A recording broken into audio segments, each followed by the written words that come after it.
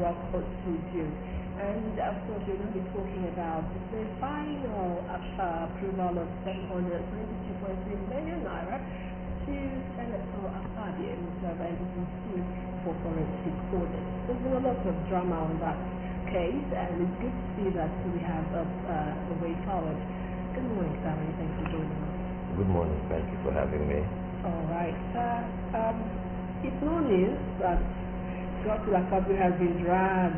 He's been dragged to the cleaners over a lot of things, a lot of allegations. We had sexual harassment allegations. We've had corruption, we've had fraud. We've had a lot. What are your immediate thoughts about this first December? How all of that played out and panned out? We even have a slogan off the mic as a result of the dramas that came up during the show. What are your immediate thoughts about it? Well, it's a drama to say, and usually I wouldn't dignify some of those trends with a reply because I know the main truth about it. Let's take it back a bit. Let's look at the historicity of NDDC. So set up as an interventionist body in about 2001. And so far, over 25 trillion naira expended for various projects without any particular or discernible and visible improvement to the Niger Delta. So if we are looking at going backwards to have a forensic audit of what happened, the way we were, and the future. See, the essence is the forensic audit is quite different from normal audit. This one will find out what did you do with the money. Let's look at the project and let's look at the way forward to avoid certain people. So let me even land. So here we have somebody who is bold enough and says, I'm ready to take on the system. And normally it's a natural human reaction. They want to bring him down. Because it becomes so endemic, the corruption that various shareholders and stakeholders who are involved must definitely try to survive. The first reaction of anybody that wants to be dislodged or dislocated. So the onslaught against Akpabio is nothing. It's one of the few. We call that breed the strong breed that can take on them. We had a son across the state, the son of son. And they shut him up. The forces overwhelmed him. And Godswill is somebody that is ready to take on the forces. So here we are having it play out. But then the president understands they're trying to bring down Godswill. They released 20 billion for us to continue with the East-West Road. They released $10 million for us to continue payments of scholarship of people from Niger Delta who are studying outside the country. And yesterday, 72.3 million released for the completion of the forensic audit. All sorts of roadblocks and impediments. They knew they needed the 2.5 billion for the forensic audit to continue. They went on recess till September. So the president said, well, out of my budget, I'm going to release money. Forensic audit will continue. So that is where we are. Forensic audit will continue. I'm totally behind that. Okay, sir. We would like to know, what do you believe will be the implication of discovering more irregularities in the finances of the NDDC? Even as we speak, so many people are refunding money. Let me take you a case. Like, there's a contractor in 2010 that got 3.6 billion or thereabouts to supply fingerlings to fish ponds in 27 locations in Niger Delta. That's 27 senatorial districts, 3 per state times 9. He has a job completion certificate. So they said, okay. Like, I was there and I said, please start with Cross River State. Let the man come and show us his fish pond. There's 3 in Cross River State. Somebody came up, he has cancer now, he doesn't want any problem. He's willing to return the 3.6 billion. So the minister said, no. There is a team, a forensic team. There's an escrow account. People are refunding money. Pay that money into it. But it is beyond recovering money. What went wrong? You come as a contractor to Niger Delta, they say 300 million per kilometer of road, they give you 3 billion. And you can't give us 10 kilometers. That's how bad the situation is. Look at the headquarters of NDDC. 300 million rent a year for 30, about 20 something years. Then we have it on record that what believed then as governor of Rivers State had donated that building from Umpadek to NDDC for us to use as headquarters because he was afraid they may take headquarters from Port Harcourt, from Rivers. And then somebody has been collecting 300 million. So they came and said, no, you cannot just go to Babangida Day. When he wanted to relocate national headquarters, capital to Abuja, he moved. Whoever wanted to get a contract at the federal level needed to go to Abuja. So what the minister has said is, look, let's move to the headquarters. Whoever wants to do business with the Niger Delta Development Commission should come over to the headquarters. So they moved. He said, if you need to break down barriers and take on the system, it is that bad. I don't want to go into the issue of one person having 74 vouchers, one person collecting 1 billion every year for the past 12 years and all that, every month for the past 12 years. We are saying Godswill Akpabio is the minister for Niger Delta. It's way beyond NDDC. But before now, NDDC was under the supervision of the junior officer in the presidency. The presidency is so large that going to monitor what they do in it is almost an impossible. They go there, overwhelm, and a senator and an honorable member of House of Reps, and they kept on having their way. Like the minister openly said, the chairman of NDDC got a job 980 million, 12.6 billion for roads and projects in Ore. And that was the person. He's worried. If you have 20 years, why are you bothered with 5 months?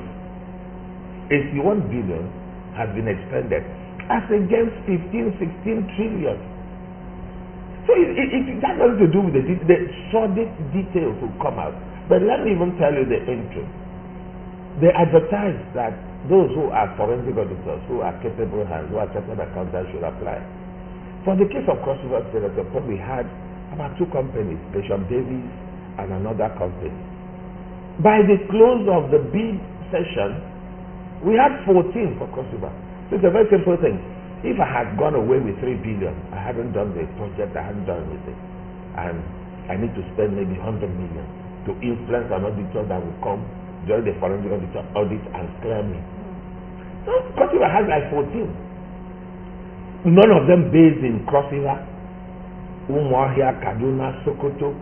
So when I brought it to the notice of the Honorable Minister, a president now has set up another committee at the end of the forensic audit, because obviously to a large extent they have infiltrated the system. They have gone to secure the services of their own auditors. If somebody had, I know of a job in Biafra, 6 billion was paid, a road to Biafra or something, nothing has happened. Electrification of Itigidi, nothing has happened. Okay, that brings me to this question. You know, the idea of forensic audit already is kind of tormenting for some people. Do you think that this could also be used as a political fund to indict other politicians? No, it's a very tortuous, and tedious process to actually indict anybody. It is. If you there's any panel that indicts anybody, you can go get a Ferrari and squash it in court. It's a long process. The president wants to get his right, because we can't keep on adding to the morass. Here we are, a system has been messed up. Just keep on piling money, keep on appointing people to go and do what? If you don't get the basis right, you can't progress. What went wrong?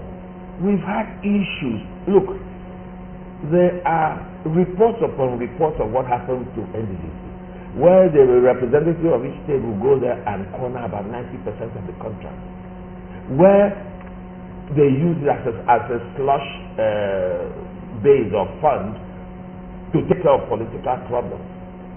You call on ND will bring us 60 billion, 80 billion. I know the funding comes from the statutory, the consolidated revenue account, where they have budget through the National Assembly. Then there's another aspect of the funding of NDDC that comes from the oil companies. A certain percentage is remitted to them. Here is a minister who came and saw 320 accounts of NDDC. He cancelled all. They have one account with Central Bank now. So why wouldn't people go mad? When I started, I said such people are called part of this, but the strong breed. Those people who are willing and able to sacrifice themselves for the general good, like Jesus did, you take on the system. I believe my philosophy has always been that the tragic element is that inherent unwillingness to remain passive or dormant in the face of tribulations. You either fight to overcome it or die in the process of trying to overcome it. And there are very few people who are willing. I must confess, I went to Abuja. I saw that our minister, Sani Sani, had assistance from Rivers State. That's how bad the situation was. And they were given to him by Amechi. I want to mention specifically Chukwuma, who was here, who was the commissioner under Amechi, was S8 with Sani. That's the kind of overwhelming control they had over the ministry. When Godswill came, he said, no, I'm going to be my own man. I want to be held liable and responsible for whatever happens to the ministry. That's where all hell broke loose. They went in there, and before you knew it, they had appointed a board. See, alphabetically, Abia, Akwa Ibom, Bayelsa, Cross River, Victor Domagba. The next chairman is supposed to come from D, Delta. Before we knew it, Oshibone had already gone ahead to bring his former deputy governor, Edo State, to be chairman of NDDC. They had issues, Keyamo and Deputy Senate President nominated the two people from Delta. So Keyamo said, I'm from Delta, I'm a minister, I should take one. Also, President just kept, I was about traveling for treatment outside the country. He said, stand it down. Let me set up an interim management committee to at least tidy up the next 3 months, 6 months, like that they're supposed to round up by December. Why the impatience? Everybody was saying, like you want to start, let's start before they know. He said, don't start, let us see what is happening. Who are the participants? Who are part of the audience? And everybody's like in a hurry. So now, they started blaming Akpabio. The minister has no powers to stop the directive of the president. That's what, if they had issues, they would have just confronted the president. We wouldn't accept. We are Senate, we are National Assembly. They could not do that. So they were now turning to Akpabio, The president now wrote to them formally, I am standing down the board till such a time I will reconstitute. The president selected that word, reconstitute. He didn't say reinaugurate any board that passed. They were saying, we've already cleared them, you must. They said no. Akpabio is a servant. He is there to do the bidding of the president. So there's no way anybody will hold Akpabio responsible. And he's not going to shift ground. Let us get it right. That's why I say forensic audit is different. Every year you have audits and all that. Audit will say, oh, you collected certain amount, how much have you expended? Let's see receipt, and you walk away. No. Forensic audit is more or less to audit the audit. You collected so amount, let's see the project. What went wrong? How can we move forward? How can we avoid such pitfalls in the future? You must prepare ground so that any other board coming, they will be on terra firma, on solid ground, and be able to move forward. If you don't do that, you can't get it. Okay, how come a president, if for instance last year they had a budget of 300 billion, you can't wake up and say, assuming that they had spent over the years, they had spent 15 trillion or 20 trillion. So Cross River is one of the states, 9 states only. So want to assume that we had collected 1 trillion. Just give us 1 trillion. Okay, give us 100 billion. We start to spend like 5 billion per local government times 18. You won't still get 100 billion. But by our name, we have 1 trillion. Show me one particular project in Cross River State that they had executed. Buhari has been in office for 5 years. He has not commissioned one project in Niger Delta. Within the pendency of his presidency, they had expended close to about 2 trillion. So Buhari can't commission one project. One. So Akpabio says no. I want to be on the side of the president. I want to fight this system and bring it down. One person just went to the oil, said, I will be able to be getting your money from the oil companies to you, but you must. That's why he can't be prosecuted, because they signed an agreement. Pay you 1 billion every month. All you need to do is talk to them to bring our money.